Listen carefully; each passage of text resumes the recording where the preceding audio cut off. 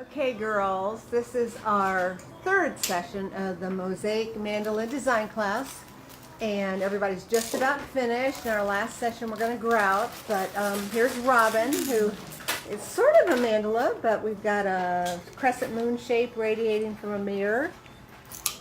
Love it. Caitlin's focusing on a cloisonne she brought back from her trip from China, and Susan's doing a kind of a monochromatic gray, white, black, very sophisticated.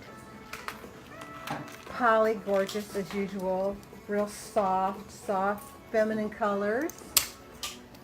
Jane's working on her bling. Rhonda, gorgeous. This is really turning out. See the east, north, south, west she put on there, kind of a, what do you call that, a compass? Yeah, compass. Yeah, compass rose.